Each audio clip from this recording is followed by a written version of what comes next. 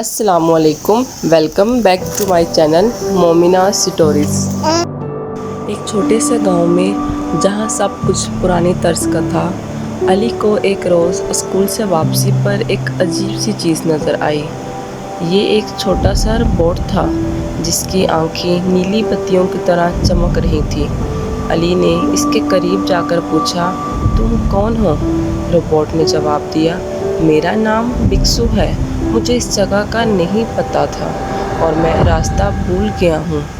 علی نے مسکراتے ہوئے کہا، "تم میرے ساتھ چلو، میں تمہیں اپنے گاؤں کے بارے میں سب کچھ بتاؤں گا۔"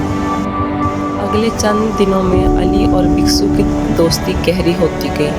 علی نے بکسو کو کھیتوں، دریا اور جنگل کی سیر کرائی اور بکسو نے علی کو نئے ہنر سکھائے، جیسا کہ کمپیوٹر کوڈنگ اور حساب کے آسان طریقے۔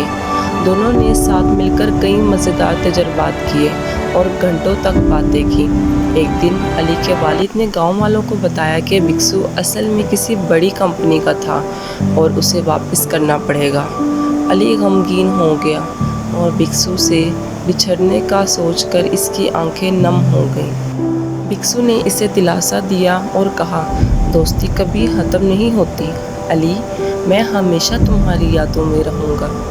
روبوٹ کو واپس لے جانے والے دن علی نے اسے گلے لگایا اور وعدہ کیا کہ میں اسے کبھی نہیں بھولوں گا۔ بکسو نے ایک چھوٹی سی ڈائری علی کو دی جس میں ان کے سب تجربات لکھے تھے۔ علی نے اسے اپنے دل سے لگایا اور آنسوؤں کے ساتھ بکسو کو الوداع کہا۔ چند سال بعد جب علی بڑا ہوا تو اس نے بکسو کی یاد میں ایک چھوٹا سا روبوٹ بنایا۔